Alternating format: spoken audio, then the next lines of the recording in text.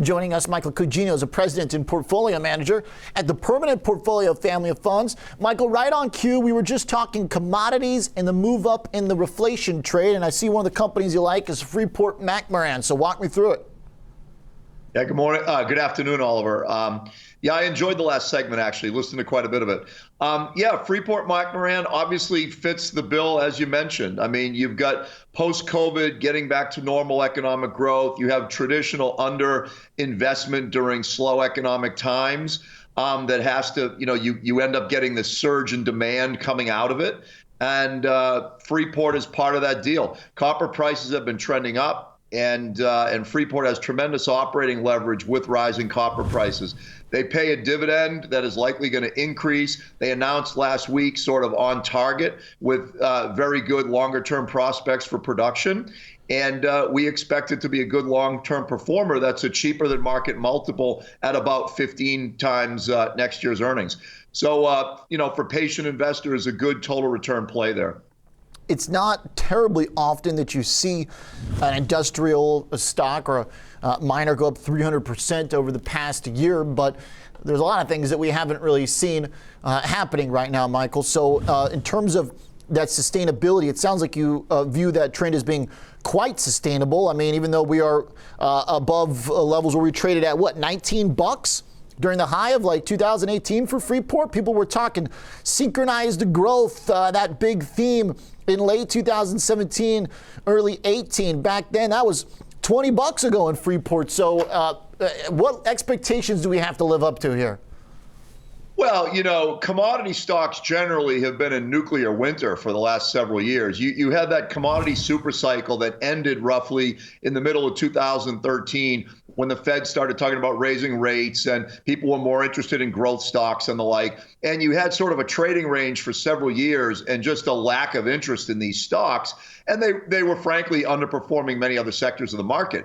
So what's happened lately is after this period of basing, you're beginning to see another commodity cycle that was happening anyway and maybe will be exacerbated quite a bit by the COVID situation. You had a couple false starts, like you mentioned, but you really didn't have much activity. So at this point in time, you've got underinvestment. You've got a likely growing demand for this product that's going to last several years. These cycles tend to go on several years. The last one went from roughly 2000 to 2013. And I'm not predicting that, but I am saying that there's been underinvestment. You have reflation. You have supply-demand characteristics that definitely are in favor of increasing demand and supply reductions due to that underinvestment. You have a likely weakening U.S. dollar as the globe's economic activity increases, and you have as always, weather and geopolitical events and other risks to supply that could impact the price at any time. So again, for a long-term patient investor, total return investor,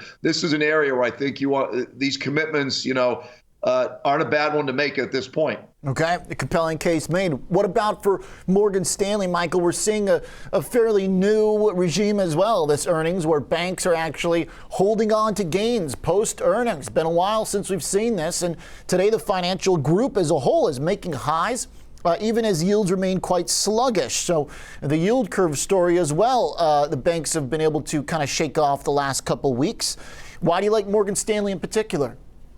Well, broadly speaking, it's part of the same reflation getting back to normal trade. The financials look attractive in this environment. Morgan specifically, it's a great business hitting on all cylinders. Interest rates are increasing. That's better for net interest margin. They've got a growing and successful wealth management business. They're obviously involved in trading, underwriting, syndication, investment products as well. So it's really a company that's hitting all over the place, and it's trading again at reasonable multiples. It's got a dividend of about 1.75% or something like that, and trading again at a below market multiple of about 14. And so for a long-term patient investor, these are, keep in mind the overall richness of the stock market. where you may want to be long-term playing this reflation trade, which I think has legs, is stocks that are generally cheaper than the market multiples. And these two names fit the bill for good long-term patient investing. Okay. Morgan, today with the banks is solid, up about 60 bips. A little bit more sluggish than Goldman, which has been taken off, but still, as you point out, part of this reflation theme, all kind of working in tandem. Yep. Michael, last one. Lockheed, you like LMT. I think the defense trade has been an interesting one. It powered up over the last couple months and then just kind of fell flat after earnings. What's the deal? Well, it fits the story that I'm telling, again, reflation, industrial. With respect to Lockheed, it's involved in, obviously, defense. It's involved in space. It's involved in commercial aviation. We think in the long term, those are all going to be growth areas for the stock. It has hiccuped for a while, but it pays a very attractive dividend, and again, trades at a below market multiple. So for a patient investor, especially if it has stagnated, it's not a bad time to get in. I think the other thing to keep in mind with all three of these stocks, they're all, large cap. And there's other names as well in this space. But in our thinking, we see inflation as a risk out there going forward. We see the reflation trade, obviously. But what happens, I think in the next few quarters, we're going to have growth. But after that, who knows? Sustainability, breadth, continuation are all going to be questions that are dependent on monetary and fiscal policy. We do worry about geopolitical risks.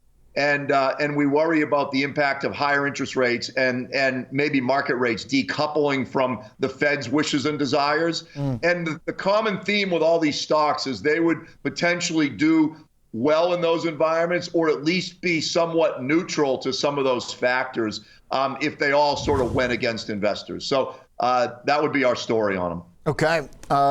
Like the stock-specific conversation, we talk a lot of big picture macro themes. So good to get your thoughts here on the specific companies. Thanks a lot, Michael. All right. Take care.